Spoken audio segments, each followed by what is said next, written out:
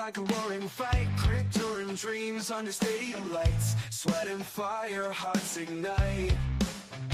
Evening sports buffet, we'll let the Ginch replay. Highlights, wild scores collide, it's a riot live tonight.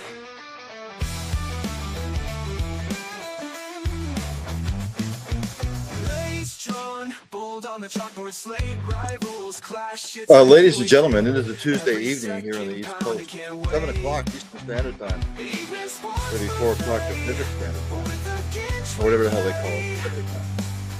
Welcome to another edition of Early Eating Sports Buffet with Ginch. I am said Ginch.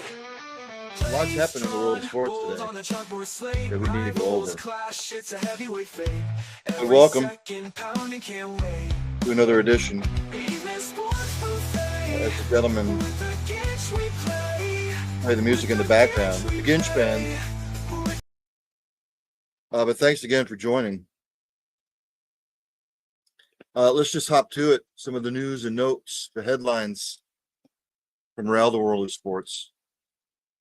I have here in my trusty iPad. Oklahoma State fired Montgomery today. I sort of knew that was coming. I didn't understand why he wasn't fired at the end of last year after starting off 3-0 and then losing your last 9 games. He came out yesterday and said that he was going to plan to be around for a while. Wishful thinking. Cowboy Athletic Director Chad Weiberg said in a statement today, Cowboy football reached an unprecedented level of success and national prominence under Coach Gundy's leadership. I believe I speak for OSU fans everywhere when I say that we are grateful for all he did to raise the standard and show us what is possible for Oklahoma State football. 58 years old. This was his 21st season. I didn't realize it was that long. But look, they lost to Tulsa on Friday, and it was bad. He was set to make $6.75 million in 2025. Per his contract, he will be owed $15 million by the university upon his departure. This is reported by Eli Letterman and Pete Thamel Espin. University President Jim Hess said in a statement, this is a decision about what's best for our football program, our student athletes in Oklahoma State University, and it reflects our unwavering commitment to championship level football and competing for national success. Yada, yada, yada. He went on to say Coach Gundy dedicated decades of his life to OSU, achieving significant success and positively impacting hundreds of young men who wore the OSU uniform. His contributions to our university, both as a player and coach, deserve our profound respect and will not be forgotten. We are grateful for his service and wish him and his family the very best. So Mike Gundy out as the Oklahoma State football coach. I'm sure they will name an interim for the rest of the year, and then at the season, I'm sure they already have candidates lined up, but they probably will not be able to do anything until year's end. Micah Parsons, when asked about maybe sacking Dak Prescott in the game this upcoming weekend, he said it's going to be painful. That's what Parsons told the AP today. He said, that's my guy. He's always like a good mentor for me, but you know how it is. He always told me if I ever faced him, that it'll be a great matchup. So I'm excited to see what Sunday brings itself.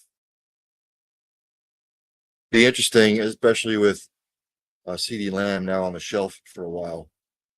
Things just continue to get bad in Dallas. As a former Cowboys fan, I will say I feel Cowboys fans' pain.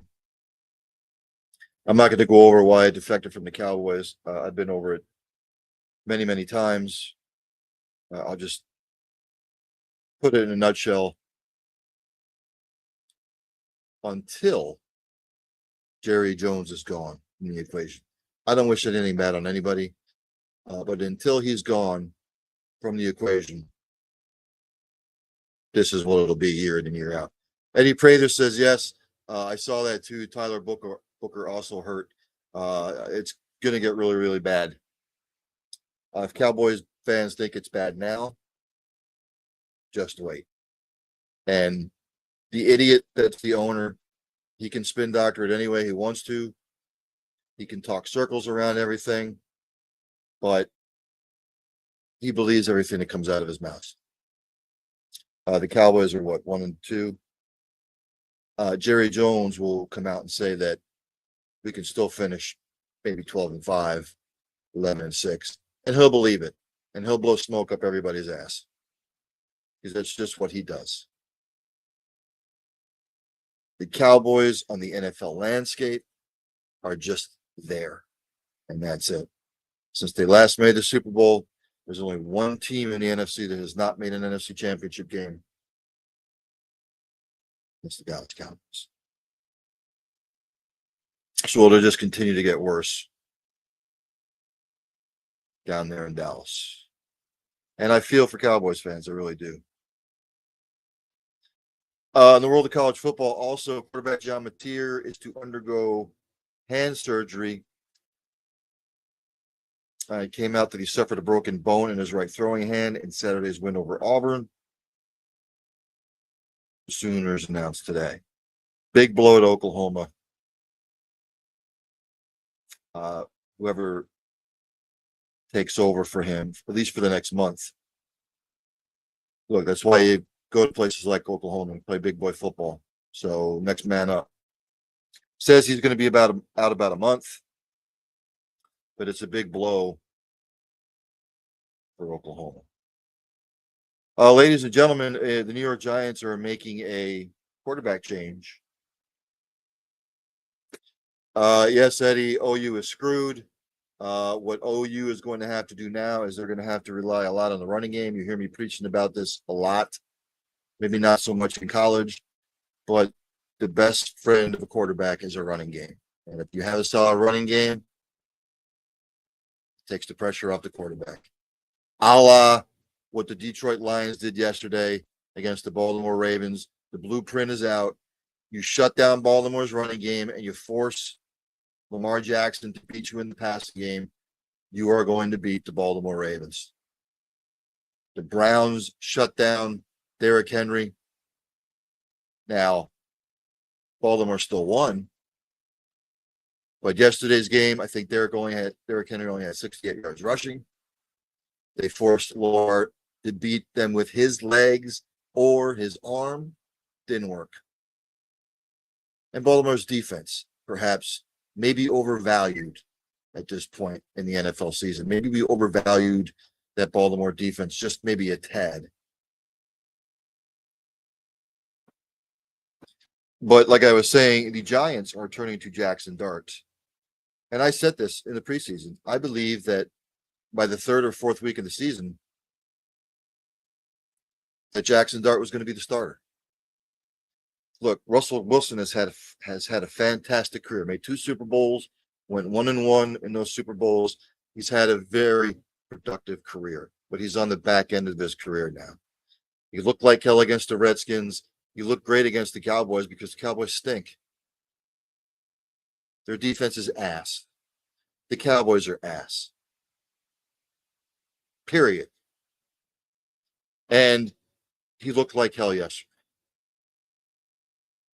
Now Jackson Dart takes over. I was high on Jackson Dart coming out of college. He ran a pro-style offense there at Ole Miss under Lane Kiffin. He's a leader. He doesn't get flustered. Is he going to have bumps in the road? Absolutely. Eddie Prather, again, Baltimore looking at the Browns as no offense, period. Correct. Anthony Robish, they needed to sell jerseys. Correct. And Eddie Prather, again, I don't want Dart to suffer the same fate as David Carr playing behind the bad O-line. Look, Troy Aikman played behind a bad O-line too. back in '89. Got his ass kicked. Kicked. I think the one game against Philadelphia Eagles that year, he was sacked, 10 times? He took his lumps. He got his ass kicked. The Cowboys got better. And Anthony Robish chimes in. Only reason you bring a Wilson type of player to your team to mentor and sell jerseys. Yeah, I mean, he's the same quarterback that he was a couple years ago in Denver, and last year with the Steelers. So yeah, why not throw Jackson Dart in? And I think Jackson Dart will do well. Is he going to make mistakes? Absolutely. Is he going to go through the pains of an NFL season? Yes. But this is the kind of move now that the only reason why Jackson Dart doesn't stay the starting quarterback is if he gets hurt. And you don't want to see that as a Giants fan. Now Cam Scatterbo take over the reins because Tyrone Tracy is out indefinitely from what I saw. So it's not only is it the Jackson Dart era, it's the Cam Scatterbo era in New York. What else on the menu? The Texans have released C.J. Gardner-Johnson after just 3 games. Surprise, surprise.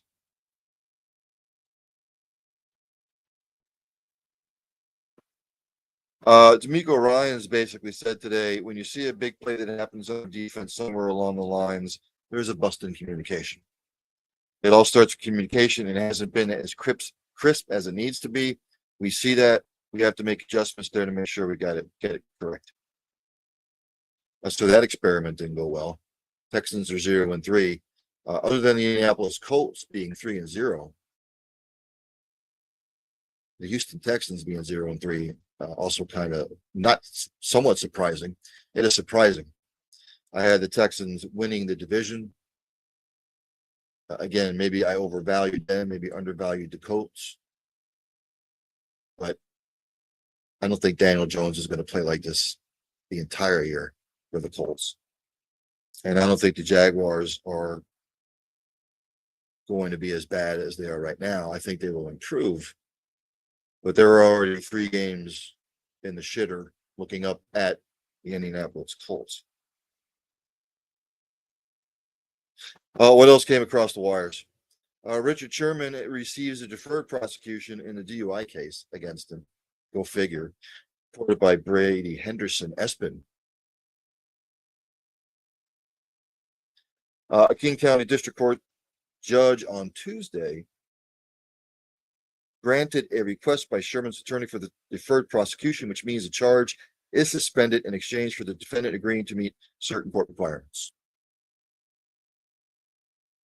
I'm sure that had something to do with it too. Under Washington state law, a defendant who requests a deferred prosecution must state that their conduct was a result of a substance abuse disorder or a mental problem and agree to 2 years of treatment. The court does not proceed with charges if the terms of the agreement are met. If not, the court uses a bench trial to determine guilt. Again, that would have been you or me. Our ass would be in jail. Period.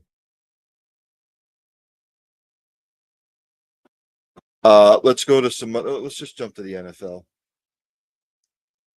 Did you watch the game yesterday? I fell asleep at the half because I have to be up at 5 o'clock in the morning for my regular job, which sucks.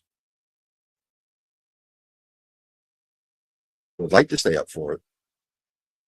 Some people just cannot. The Lions over the Ravens 38-30. Not for on either team part. If we go to the box score, Jared Goff was 20 of 28, 202 yards, a touchdown, no picks. David Montgomery, have yourself a day, as well as Jahmyr Gibbs. Shame on Baltimore. David Montgomery, 12 carries, 151, and 2 touchdowns rushing. Jahmyr Gibbs, 22 carries, 67 yards, 2 touchdowns. Amon-Ra St. Brown, no surprise, the leading receiver, 7 for 77 and a touchdown. Jack Campbell, who was turning out to be quite the defender on that defense. Iowa product, 8 total tackles. Lamar Jackson, he didn't play bad as far as the passing game goes. 21 to 27, 288 yards, 3 touchdowns, no picks. But again, Derrick Henry only ran the ball 12 times for 50 yards and a touchdown. He and Lamar Jackson were the only ones who had touches.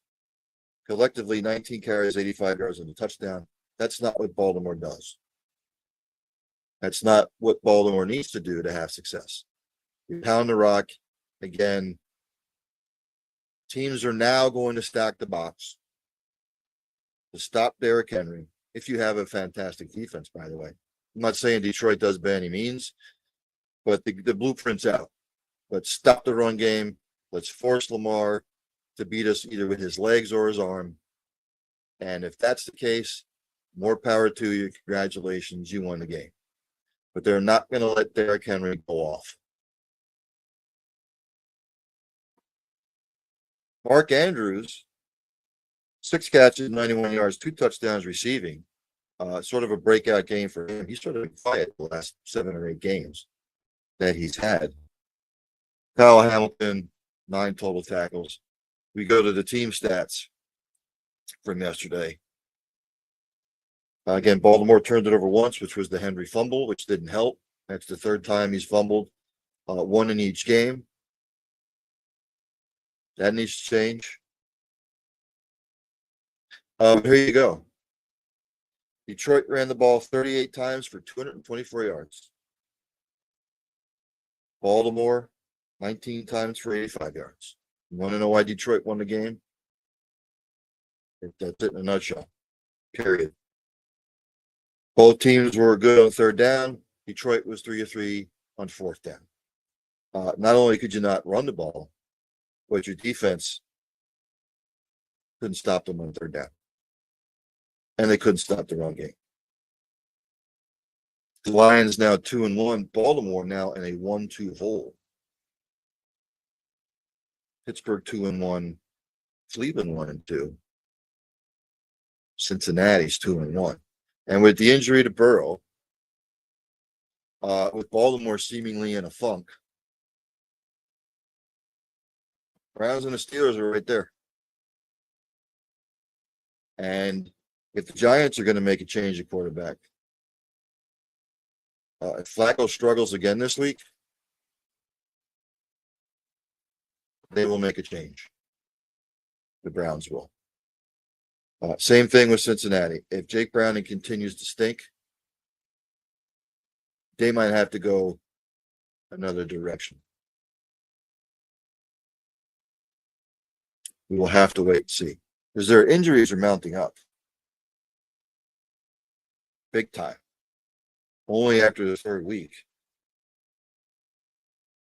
Some other news and notes from around the NFL. Bucks wide receiver Mike Evans is to miss 3 to 4 weeks. He is on the back end of his career. His injuries are starting to mount up. He has a strained left hamstring. Anybody who's ever had a strained hamstring or a hamstring period injury, you know it sucks. That's sort of a nagging one. Because it's just, you need rest. You need therapy on it.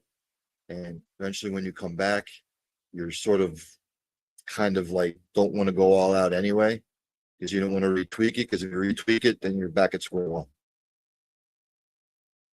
It says 3 to 4 weeks. It says mild to moderate strain. I would not be surprised if he is out longer than just 3 to 4 weeks. But Ibuka has really stepped up as a rookie. With Godwin hurt, I don't know what's going to happen with him.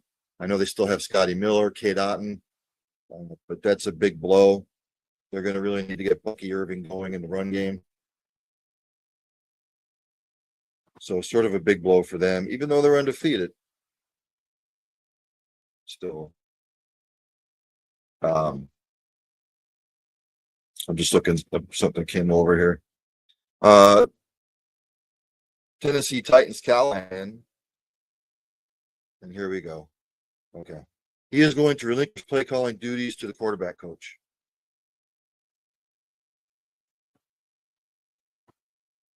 not going to matter with the Titans. They are in a rebuild, full rebuild. Yeah, I know they have Pollard. They have a decent set of receivers. Cam Ward's going to take his lumps. Yeah, I'm going to concede that. What's the quarterback coach going to do? Probably run the same shit. Coming up at 8 o'clock on End Zone, I will review week number 3 in the NFL and look ahead to week number 4. Major League Baseball, again, I went over the standings yesterday. We are winding it down. Padres clinched the wild card yesterday. Scores from yesterday, there were only 3 on the slate. Braves beat the Nats 11-5. Padres with a big win over the Brewers 5-4. Cardinals beat the Giants 6-5. On the slate today, games that are in progress. The Orioles are delayed in the first, probably because of rain. Into the third, Tigers up on the Guardians 1-0. Big series for both those teams. Pirates up on top of the Reds 4-2 in the third. And Phillies up on the Marlins 1-0, bottom of the second. Mid first, White Sox Yankees just getting underway. Top of the second, Red Sox Blue Jays scoreless. Top of the first, Nationals Braves scoreless. Later on, Mets at Cubs, Twins at the Rangers, Royals at the Angels, Rockies at the Mariners, Dodgers at the Diamondbacks, Brewers at the Padres, Cardinals at the Giants, and the Stros against the Athletics. Like I said, the Brewers clinched a wild card, at least a wild card. So we are down to 2 available wild card slots in the National League. And right now it's coming down to the Mets. Yes, the Marlins, still alive. Reds, Cardinals, Diamondbacks, Giants. The season ended today. The Reds and the Mets will probably have a one game playoff to determine the final wild card, because they're both 80 and 76. Right now, the hottest team in the National League, the Marlins, they're 9-1 their last 10, making a surge. And over in the American League, both the Mariners and the Guardians 9-1 their last 10 games. So again, October, very close as we head into the thick of the Major League race. NBA didn't really do anything that was eye-popping other than the fact that I know Jason Tatum was on, I think it was a Get Up this morning, or was it First Take, and he said he hasn't ruled out not playing this year. Be kind of hard for him to come back from that injury. And even if he gets better by like the end of the year and he can, like, let's say they make a playoff push, do you really want to rush him back? Probably not.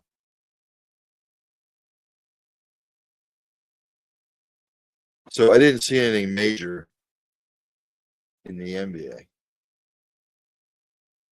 NHL kicking off in a few weeks. Yes, ladies and gentlemen, they are playing preseason hockey games. Again, I don't put much into preseason anything, because it doesn't mean shit. It doesn't mean dick. NHL preseason, NFL, Major League, the Cactus League, the Grapefruit League, it doesn't mean dick. Just like with college football's top 25, you hear me say this, beat a dead horse. The AP poll and the coaches poll in any college sport, get rid of them.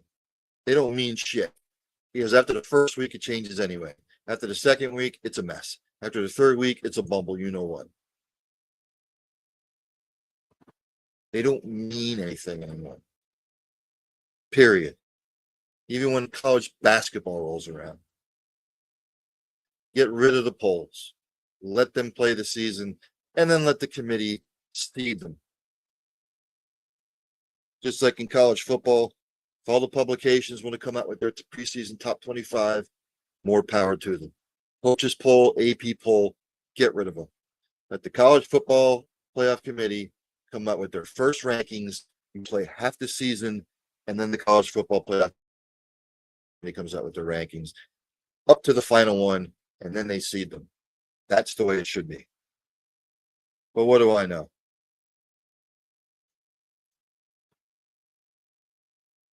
WNBA resumes tonight.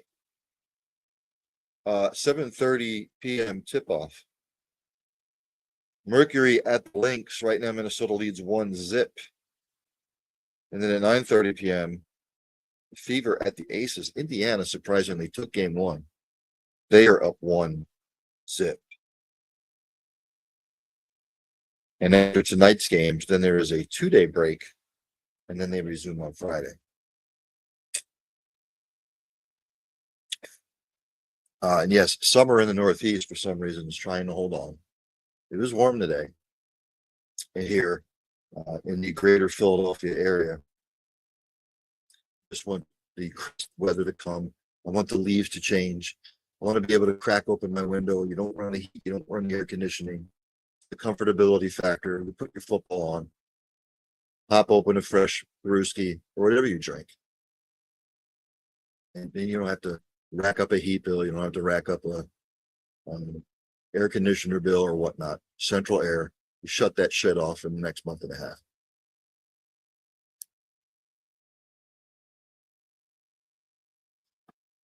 I went over some college football news yesterday. Went over my picks. XYZ. But again, this came out yesterday about the ACC moving to 9 league games and then 3 out of conference games. And I will say this, if the Power 4, the Power 5, whatever the fuck they call them now, pardon my French, the other 3 games that you're going to schedule non-conference, stop scheduling, I don't know, the FCS programs. Just stop. Maybe back in the day, it used to have its place because that particular program, just like if Clemson had Sisters of the Poor, St. Mary's Sisters of the, I don't know, Sisters of the Perpetual Motion. I don't know. And they got like $2 million to come play them. Stop. If you're going to go to 9 league games in each conference, then the other 3 games that you schedule at a non-conference should be like, let's say Ohio State has 9 league games, and then the other 3 out of conference games that they play. I don't know, Ohio State against NC State, maybe Tennessee against Boise, Oklahoma plays, I don't know, Rutgers. Nobody wants to see 77-10 anymore. I don't. And I'm a diehard college football fan. I don't want to sit there and watch Tennessee beat the shit out of Kennesaw State. Or what Indiana did to Indiana State. 73-0. I don't want to see that shit. I want to see competitive football. So 9 league games, fantastic. But the other 3 that you schedule out of conference, stop scheduling Indiana State. Stop scheduling Kennesaw State. Stop scheduling Arkansas State. Because it doesn't mean a thing.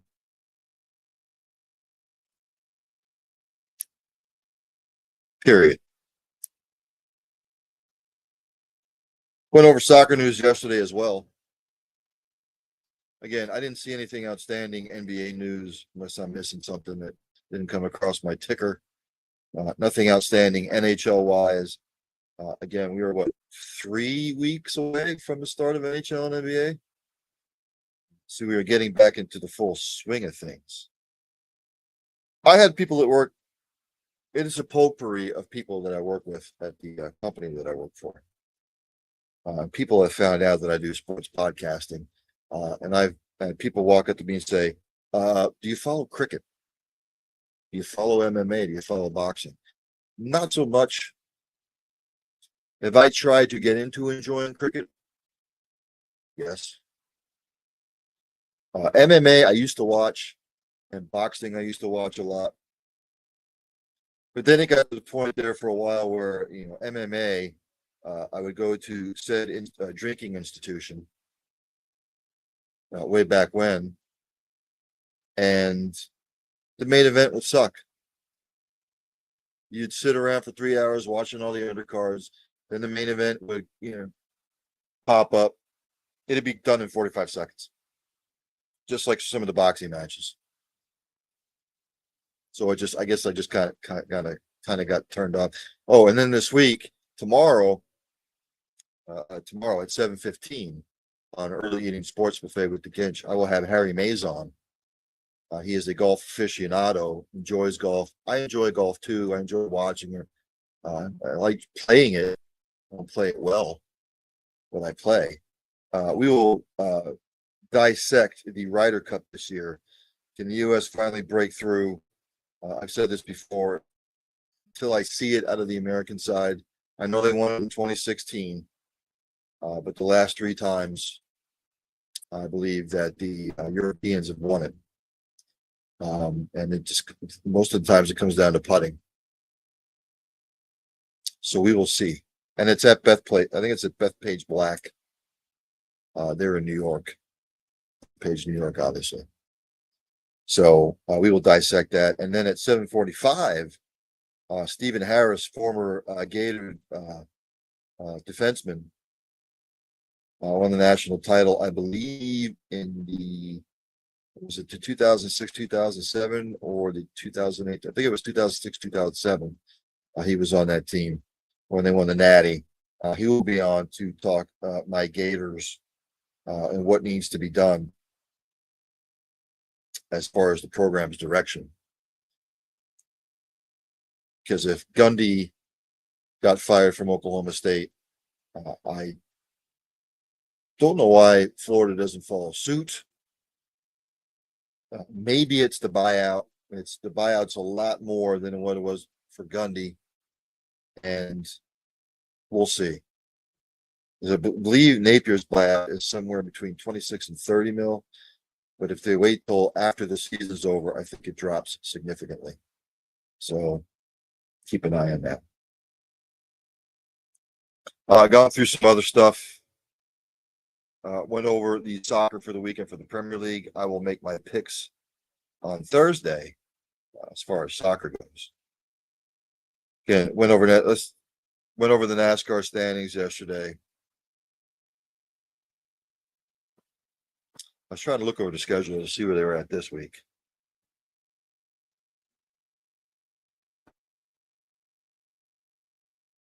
Let me see where they are at this coming week. They're in Kansas, at Kansas Speedway. Intermediate track. You would expect some of the drivers who do well on intermediate tracks. Kevin Harvick used to do really well in Kansas. Clint Bowyer used to do well in Kansas, but they're no longer driving. I wouldn't even know how to pick a winner for Kansas. Don't follow NASCAR as much as I used to anyway, because the whole playoff bullshit thing, and there's just too many rules and regulations now, and it's too corporate now. Sometimes it's not enjoyable to watch it at points. This particular the car tomorrow, the particular car they have now, the product, you can't pass hardly. NASCAR had a finely tuned product, and I don't know where it went to shit, but the last 10, 15 years, it's gone to shit. Period. And they will not adjust. Even when you watch a race, the stands are half full. So I think I'm going to end it there. Again, right now, NFL is really dominating the news, and college football is dominating the news. We're winding down the WNBA. Right now, Phillies up in the Marlins 3-0 in the top of the third. Red Sox, Blue Jays, bottom of the second. Red Sox now up 1-0. White Sox, Yankees scoreless. Tigers up on the Guardians 1-0. So I think I'm going to end it there. Unless anybody, like I said, comments, suggestions, criticisms, always welcome. I look at everything. So if you have any comments, criticisms, or whatnot, within reason, don't get foul. I don't deal with foul very well. But as I end each show, practice compassion, practice empathy, have passion for what you do. Hug somebody every once in a while. You might make their day. Tell somebody you love them. You might not get a second chance. And for God's sakes, if you see somebody struggling and you know they are, or they're being bullied, or they're very they're not talkative, and you know something's wrong, inquire, ask. It might not just be saving a life, it might be saving multiple lives.